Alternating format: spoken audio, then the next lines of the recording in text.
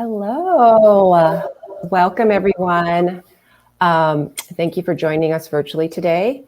Hopefully you're in the right place because we're going to be diving into the approach and experience of high impact grassroots organizing. I'm Rennie Soga and I'm the producer of Inherent Good, which is a first US documentary that explores universal basic income through stories from everyday Americans living in the heartland. And the film was initially created to help bring basic income into the mainstream conversation and quickly became a tool to help serve the larger grassroots movement for basic income legislation. So it is really an honor to be able to help facilitate this discussion between our two panelists today, which I'd like to introduce to you. But first, just some housekeeping. If you're new to Crowdcast, there is an ask a question at the bottom. So please, rather than putting in the chat, put your questions in there so we can track them and then we can ask them to our wonderful panelists. And I think that's probably about it. We're going to just dive right in and let me just introduce you to our speakers. If you're not familiar with our first panelist is Stacey Rutland, and she's the founder of Income Movement with degrees in English literature, history, and education. And she first landed in the classroom and then to user experience research and design, and finally, and thankfully, started Income Movement. Her passion for economics and backgrounds in technology led Stacey to the basic income community, where she began to understand the larger basic income ecosystem. She subsequently founded Income Movement, an organization advocating for economic justice through fostering highly collaborative coalitions and building a grassroots movement for basic income. And probably many reasons why we are all here gathered today at NABIG Congress 2021. And finally, Sass is a candidate for the U.S. House of Representatives in Austin, Texas. Last year, they worked with Income Movement to create some of the street art promoting basic income. And what they discovered is simple, powerful, easy activity any personal basic income advocate can engage in to promote basic income in their community. So thank you, Stacey and Sass, for joining us today. And let's just dive right into it. And I think I'm going to throw this one first to Stacey. What is Income Movement's philosophy about grassroots organizing, the role of events, and how organizations should support them? Cool. Well, it's wonderful to be here. I'm so happy. Your volume. Can you hear me? Yeah, you can hear me okay? Mm-hmm. Okay, sorry, thanks. It's a pleasure to be here. So happy to be sharing the stage with both of you. And Sass, it's amazing to see you again. It's been a little while. Income Movement's core work really is in the grassroots space. We're interested in fueling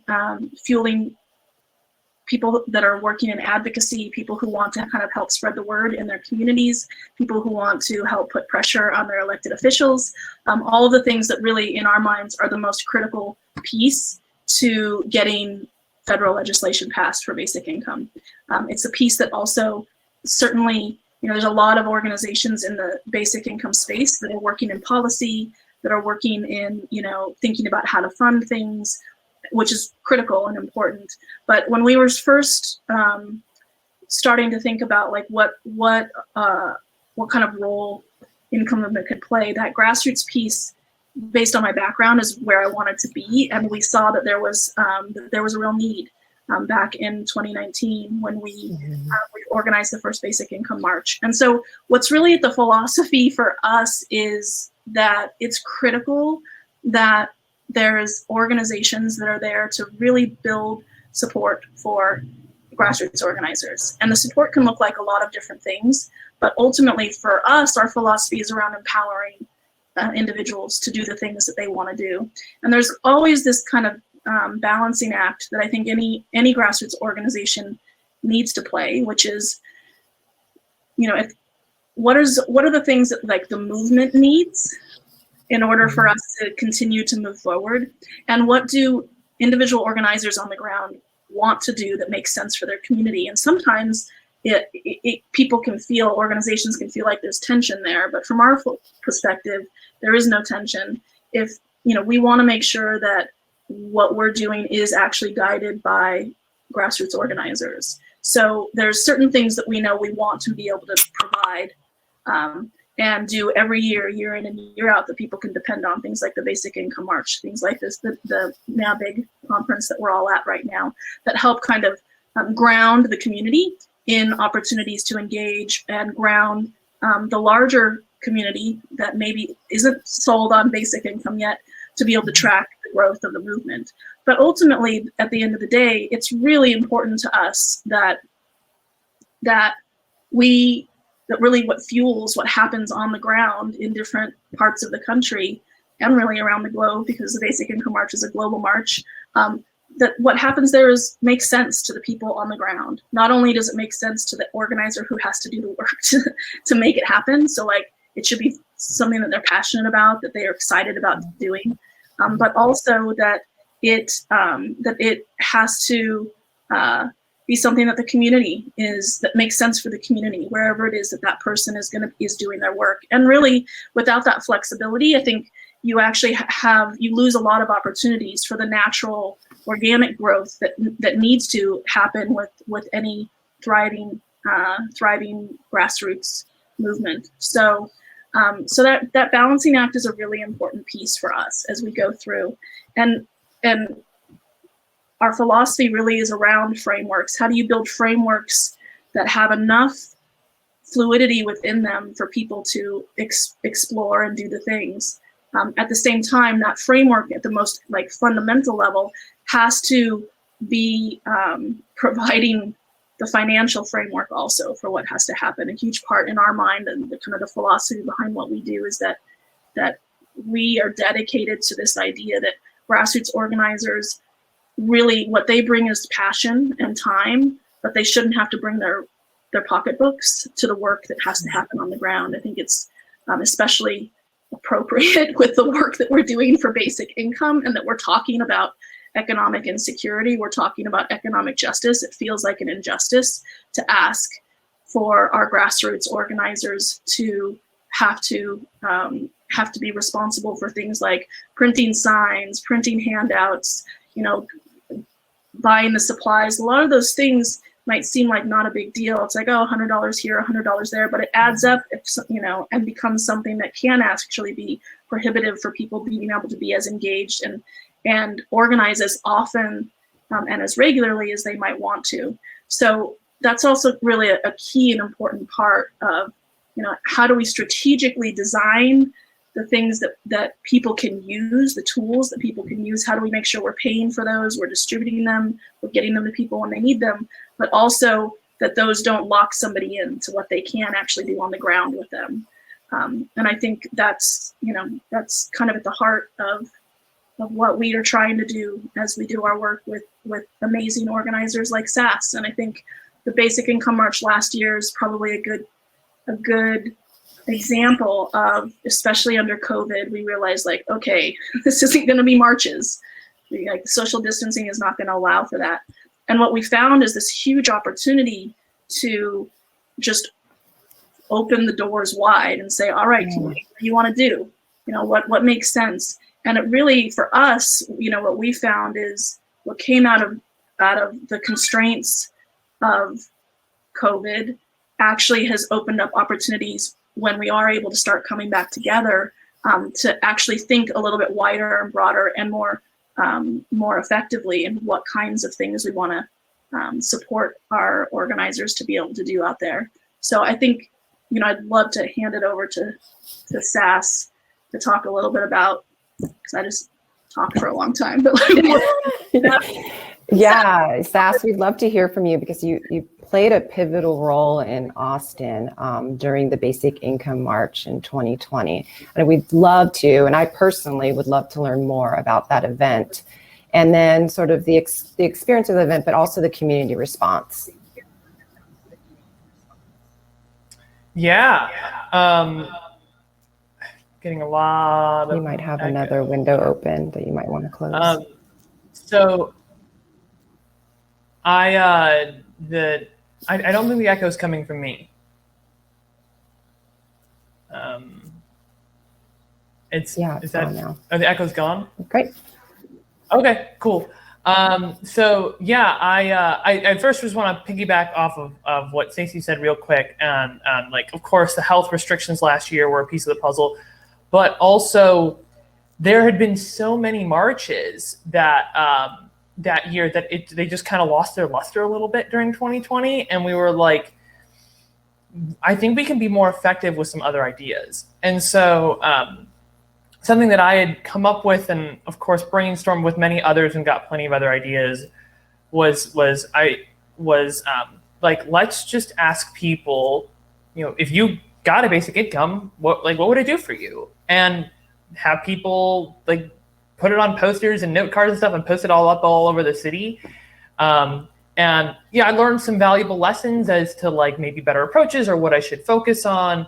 I'd love to I put together like a quick little presentation, 5 or 10 minutes with all sorts of cool visuals. Okay, cool. I will share that then. Awesome. All right. So basic income street art project, just a simple way to promote basic income in your community.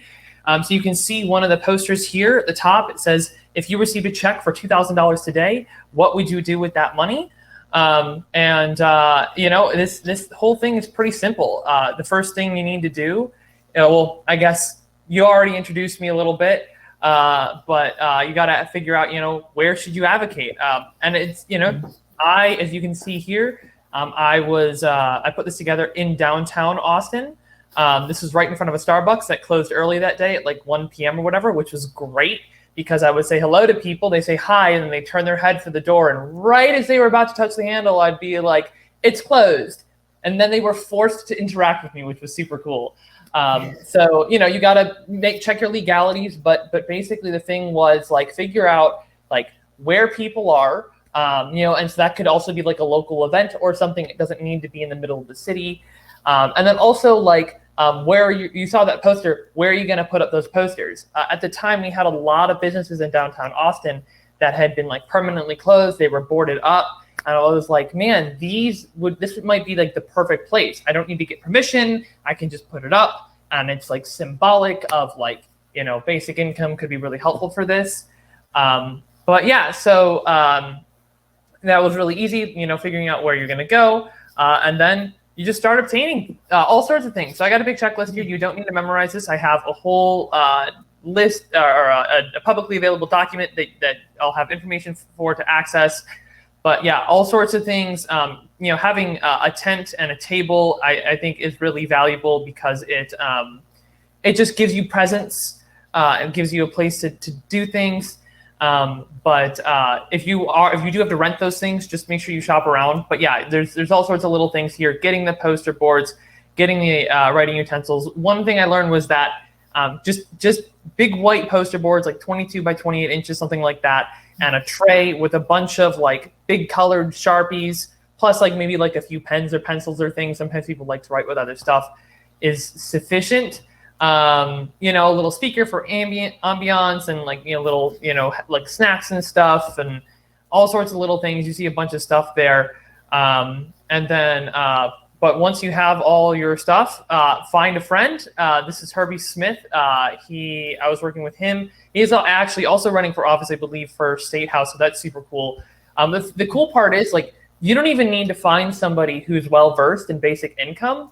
You can actually manage pretty much all of the actual basic income focused conversation on your own for the most part. But I did find that there was a part of the day where I was by myself and I got a lot less interaction, not because fewer people were passing by, but just because that energy wasn't there. So just find a friend who's like willing to hang out with you outside for a couple hours, or a bunch of friends, or whatever it is. So just find a friend. And then you get there early. Set up your table and your tent and everything. You keep everything clean and focused. But then what you do is you lay out a poster and you write this question at the top. The dollar amount is not important. You can switch that up. But otherwise, this language is incredibly specific and so super important.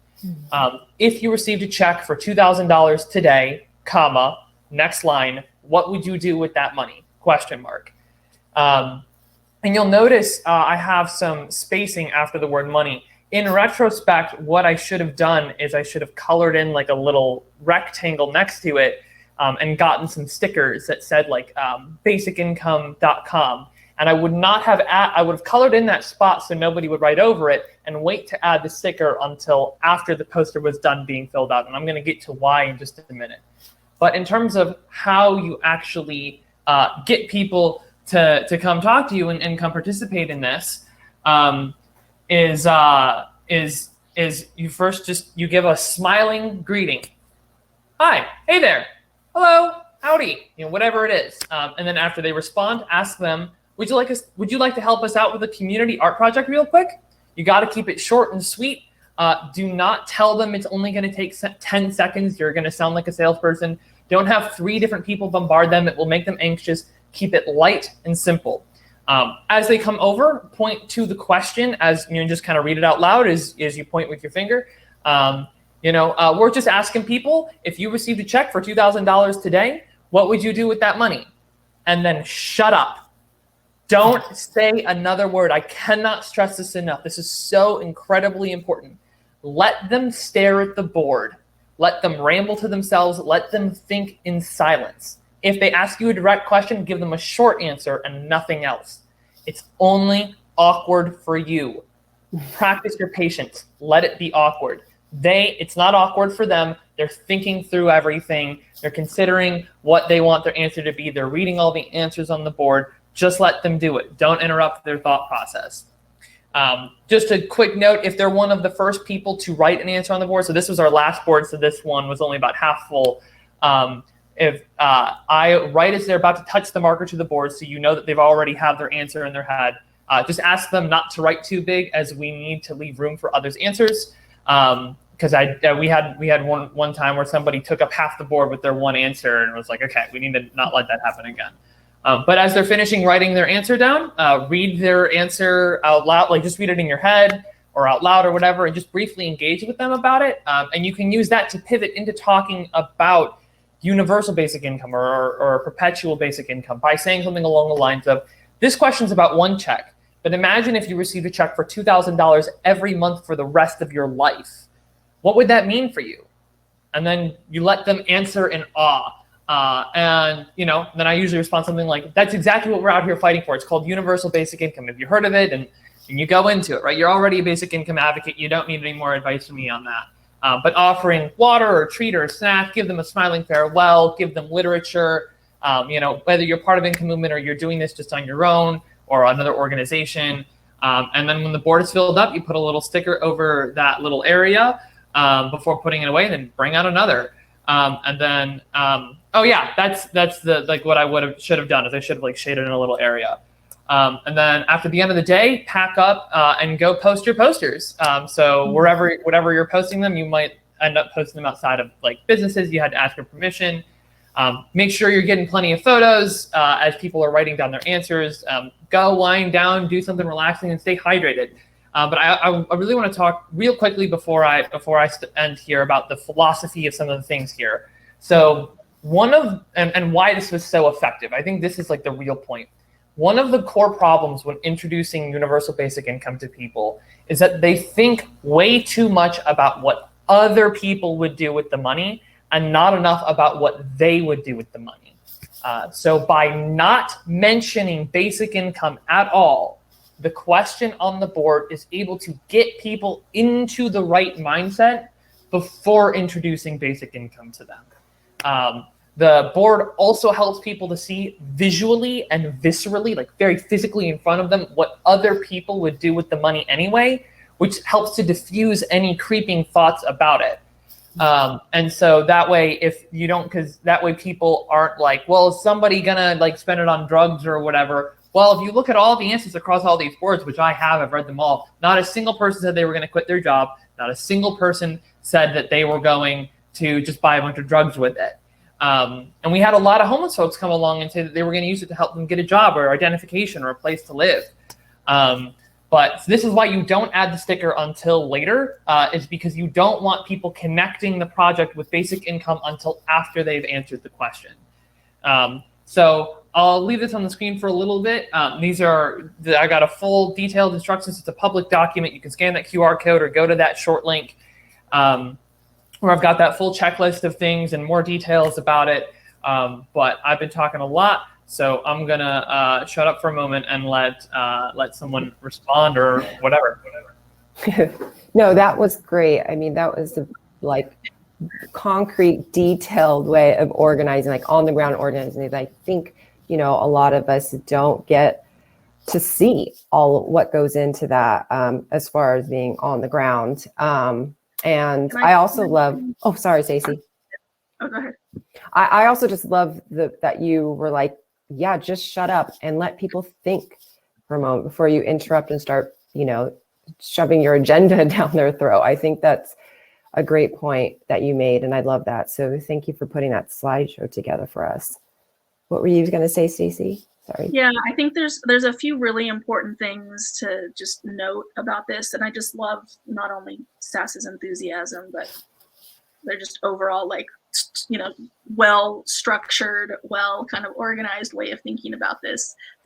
Some things that made this activity so fantastic is one, when you saw all 4 of those boards up there, it was really clear how many people in his community he touched through this process. And I think that one of the things that like how many points of contact, of real points of contact, not handing out just a little sheet of paper as they walk by with a little information that's going to just go in a purse or go in the garbage, but an actual moment where somebody engaged with the idea in a really deep way. I think that as organizers, it's such an important piece. I remember maybe 3 weeks before the march, Sass, we had just kind of open time with all of the organizers.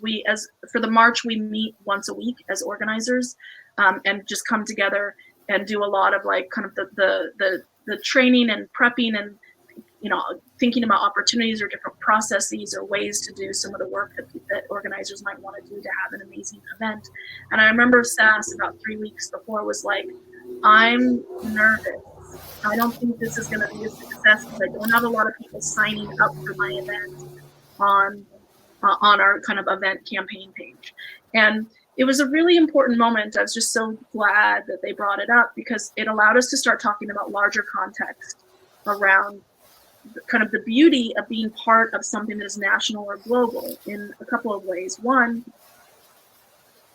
Austin, almost anything that happened in Austin was going to be important because it was going to be starting to have conversations with people in Austin about something that was happening nationally and globally. So you're one part of a much larger puzzle. And I think when we talk about this idea of frameworks and kind of anchor events, it's really an important piece because Sass knew that what they were doing was going to be important to this larger effort, even if it wasn't, whatever their own ideas of like what success is going to look like. That really helped take a little bit of that pressure or kind of reset the expectations that any engagement is amazing engagement. And then they designed this really great, very simple, and in some ways, what I love also is that what they designed is very simple and down and dirty in the sense that like, here's a marker, here's a piece of paper, do something. There's nothing precious here. This is about a moment to engage and think about it. And then at the end, they were able to see like, holy crap, I just had at least 100 people, and you see on all those boards, like, or more coming and having conversations and engaging in this. And so thinking about events or thinking about ways to design an activity or an action that has all of the components that Sass had in theirs is really a great way to, while you're doing it, continue to get energized and fueled because you're seeing the thing grow in that moment together with the community is really powerful. So I think I just love, and this is something that we're highlighting with this year's Basic Income March organizers. This is an option. We're sharing it with people. We're, as people are starting to get closer to thinking about what they want their event to look like, and are they going to go for something bigger that because things are opening up in their area, or is there going to be a need to have something that's a little bit more kind of one-on-one, like what Sass created. So just love it, I think. And that's really at the heart of this. What we find so often with organizers is that there's that a lot of what gets kind of press coverage, or like what becomes part of our cultural relationship with organizing, is the march, or is this big, massive thing. And it's pretty intimidating as an organizer, especially if you haven't done much organizing, if that's the idea of what success looks like. And that's the ultimate goal, is to have 1,000 people on the streets chanting and holding signs, like that can be very intimidating.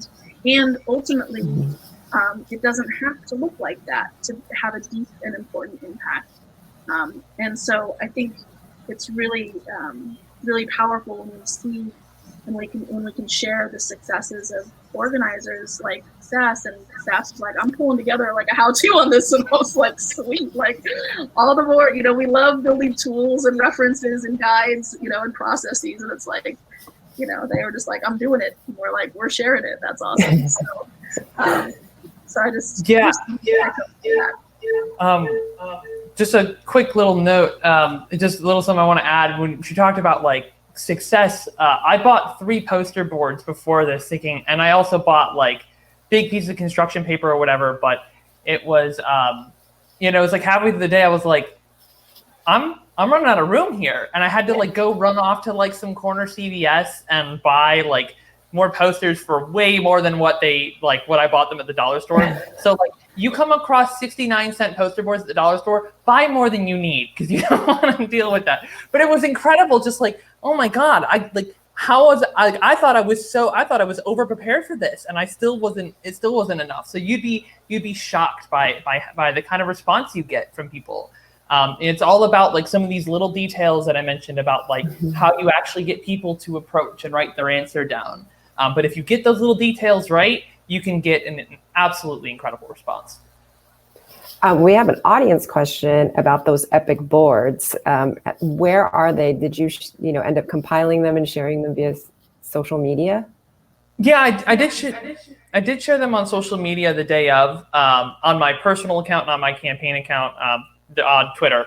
But I mean, like I can put them up somewhere. I can find a place to put them. I am running for Congress. If you go to my website, voteforsass.com, on that first page, I do have one of those posters posted, just because I just think it's so cool. If you scroll down, but they're not up anymore. I don't think it took long. I think somebody like intentionally cut them down from where I posted them, unfortunately, downtown. Because I went down like a week later. I meant to go down after a couple days, but yeah, they were gone, and like it didn't look like somebody ripped them down, because they were nailed there with these big fat washers. It looked like somebody took a knife and cut them down, which was unfortunate. But so that's all just like considering where do you want to post. And I had also thought about like I went back because I was hoping that maybe other people had maybe added answers later on. So that's another way you could implement this. If you know that you are going to post them in some safe space where there's going to be a lot of traffic and then they're not going to go down, you could maybe attach a pen or a marker to it. And so other people could just add to it over time. And it's just this living, breathing project that you don't even need to be engaged with. So that's another cool concept that you can add into this whole thing. But yeah, I'll try to put them up somewhere, and if you guys want to read more of the answers. That'd be awesome. Can we talk about other key tools and processes you've found that work and are effective when it comes to grassroots organizing? I can mention a few things real quick, and then so I think that one of the things that is really in our minds critical at Income Movement is that we do actually believe deeply that the work that grassroots organizers are doing is real work. And I think there's something that happens a lot of the time with volunteerism, and especially what might be seen as like a smaller little event or action, like something that we just saw from Sass that is like, oh, that's just kind of a cute, fun little thing. But from our perspectives, what Sass did was deeply impactful and incredibly important. And to make that, to pull that off, I mean, you can hear it when Sass is talking about it, to pull it off is to actually utilize the skills that are the skills of somebody who's doing event management and strategy in the quote unquote real world, getting paid for it. And so for us, in our minds, we want to be very conscious of that. We want to be having conversations with our organizers about that and providing the tools and the processes that can translate beyond the specific event or the specific action that they're designing in that moment. So we have, when we think about tools, the tools, you know, we have things like project management tools and templates for people. Think about how do you, if you want to invite press to your event, here's how you do it. Here's a process that you could use for any kind of activity out there, even in your professional life. If you work at whatever, like these are things that are evergreen in the sense that they translate across time and they translate across like specific domains. But here's how you actually engage with press. Here's what a press list looks like in a press release. Here's how you would invite them. Here's, here's how you build a team. Here's how you invite partnerships with organizations in your area. And all of those things are about empowering and kind of helping mentor activists to become more and more comfortable with digging in and doing the work in the vision that they want to see happen in their community. And I think it's really important. The other piece to this is, and I just love that Sass was like, you can use this for what I'm doing here, like for income movement or for some other organization, for some other topic, like anything out there. And it's such exactly the spirit in our minds of how we think that volunteer coordination from an organization perspective should be. We do not think of volunteers as our volunteers. We think about volunteers and advocates as community members who are going to go out there and do amazing things with the things that with the kind of skills and tools that they're learning how to use. So for us, from our perspective, like success with our organizers is handing all this stuff over to them, giving the event that we're working on together is like the case study or the first pancake where they get to try it out and see how do these things work. And we're there to help guide them through that process. But we want them to take those tools with them and go do something else with it, whether it's for basic income or the environment or gender and racial justice, whatever it is. The things that we are learning together can be put to important and valuable work out there. And it could be, we have lots of our volunteers who have actually gone into this as a profession, who are now coordinating volunteers in other organizations because they started here with us learning real hard skills that not only translate to other volunteerism, but translate to being able to make your passion for organizing become your livelihood. And it's at the core when we think about the philosophy behind basic income. One of the most important parts is to be able to give people the freedom to really follow their passions. And so it's not just a philosophy of like an idea of that we have to wait for basic income to be put into place for us to be able to walk that talk.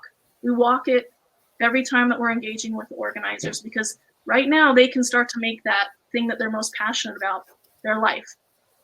And we can help them do that in whatever capacity they want, and so we just want to make sure we don't limit. We also don't want to overwhelm people like, holy shit, I'm going to be doing something like, no, it can be really small and lovely. And that can be that. And we have lots of organizers that do that. They're like, I just want to come in and do this thing. And I'm not going to do it next year probably, but I'm going to hand what I learned over to somebody else in Austin, Texas. And, they can take the ball and run with it.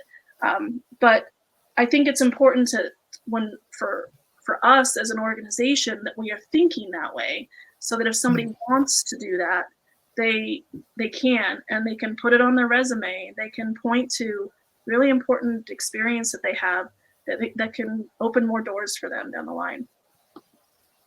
Yeah, I mean, as a partner, Inherent Good, as a partner to Income Movement, you really do, the organization and the advocates really do live that philosophy when it comes to grassroots organizing. I mean, when our film was being released onto the world, we teamed up with Income Movement, and then I believe it was Humanity for Georgia, who just took our film and was like, hey, there's this local drive-in theater that we can set this up for you. And we did really no heavy lifting. They organized the whole thing. They promoted it within their community. They got people to show up to a random film called Inherent Good. And, you know, they got local, you know, elected officials involved, and they created, and leaders created videos. It was really phenomenal. And it was literally, they just came to us and said, hey, I think we could do something with this film for you before it's released to the world. And we're like, sure, here you go. And I think, you know, our partnership, we've been benefiting that from Income Movements and Humanity Forward, and everyone that's in this sort of basic income grassroots movement space is, you know, we've been benefiting from that as a partner and learning so much about how to serve and give back to the movement. So yeah, we appreciate that as a partner. I think, you know, I want to also talk about, as we're talking about tools and grassroots organizing, I want to talk about how do you, you know, go about measuring the impact that you're making as a grassroots organizer? Anyone want to take that? I can jump in, but Sass, I'm sorry, I have to mute every time. I'm getting a lot of echo every time I talk. No, I mean, the proof is in the pudding. We had those posters. We got those responses. I had an old clipboard of signups that I had to, like, I was like, is there a more efficient way I can enter this data in, or do I just have to go through the page one at a time, or whatever it was? You know, and it was like the coalitions. I mean, I was like, well, when we partnered with Humanity Forward, some of you may know Hexel, Colorado, who's basically runs Humanity Forward Texas, and he did his own up in Dallas, and he was incredibly instrumental in helping me to like get the list together and the checklist and cover all the little details on all my bases. And so, you know, it's like, it was about like, I can remember that day and all the impactful conversations that I had with people, and like what that has meant for me, and then how that has led into just like this conversation with almost 40 people watching, and just like it's like you just got to do it, right? I had no idea how effective this was going to be, but you know, even now it's still resonating. And I would have organized it again this year. Unfortunately, I happen to have already had a prior engagement on the same day. But if anybody in Austin wants to put this together, I can help you organize it. I just won't be able to attend. But yeah, I mean, that's for me at this, I guess, more micro level. This is how I measure the success of it. Is just like, how many people did I engage with? I can see it right there. At a more macro level, I'd have to turn that over to Stacey. Yeah, I mean, I think that I think at the heart of it, what Sass is getting at is action, having something that people engage with in a way that is trackable is an important piece. You know, their posters represents that. Their clipboard of signups represents that. You know, those are really concrete, clear things that are important. You know, we provided for most any of the organizers who wanted it, little like half sheet handouts that had QR codes, so that people wanted to immediately take action to send a letter to their Congress member asking for fighting for recurring stimulus checks during COVID, because that was just such a, you know, when the march happened last September, there had only been one check that had gone out, and things had just completely stalled in the Senate. And so this was really, you know, we knew it had been 5 months since people had received any kind of relief. And so we really wanted to make sure that people who were inspired in that moment to have an opportunity to actually to take the next step, which is to actually make sure that their elected officials are heard from, you know, and taken to task to actually do something. And so those kinds of things are really effective. We often use, you know, some of the social media tools of hashtags and things like that, so that we can be tracking and seeing as people are taking photos, and you know, and people who maybe there isn't a march or an event in their town but are there in solidarity. Can we have campaigns on social media that help us make sure that everybody who wants to participate has a way to participate. So it's not too difficult. I think getting the more creative you think about ways, you know, that action and engagement can look that's documentable is important. And, you know, like Sass was saying, sometimes when it's a rally or a march, it's a little bit harder. Sometimes it's hard just to understand, was that 100 people or 300 people? Like, what just happened? Because you're in it and it's kind of like there's just so much going on. But having some of those other components in place can be really helpful also. And we have a we could probably share the link to the campaign, but off the Basic Income March website, there's a main kind of, on the main navigation, there's a button there that says find an event. And we have right now 13 or 14 cities across the globe who are participating, and anybody who's interested in doing something in their town can just sign up. And so that's also a really great marker. It's, to me, or for us, you know, the number of people who are able to show up that day is important, but also people who sign up but then either couldn't make it, or they're showing their solidarity by signing up and then promoting things online, but for social distancing purposes or whatever it is, wasn't able to make it. Those are still two different metrics that help you understand what the excitement and energy around this is in different communities. And then you have an opportunity to follow back up with those people, because if they sign up for the event, then you can email them and say, like, hey, how did it go? Or if you weren't able to, you know, be part of it, here's some things that happened, to still continue to like have people feel excited about the work that's happening in their community. Yeah. I wanted to, there's some audience questions that are coming through now. And I think since we have, you know, about 15 more minutes. We only have 2 more minutes, actually. This ends at 2:45. Oh, it does? Yeah. Okay. And I'm facilitating the next session at 3 o'clock. So I have to actually go, but you guys can hang around for a while longer. Yeah, because maybe Sass can answer like stuff. Yeah. Yeah, exactly. I think, you know, another question is like, just are there other grassroots movements or specific activities that, you know, you look that are inspiring to you or look for inspiration? I mean, Sass wants to answer that. Can you just read the question? Other like grassroots, you know, organizations or movements that you look towards, you know, for inspiration or anything, like any other organizations or movements?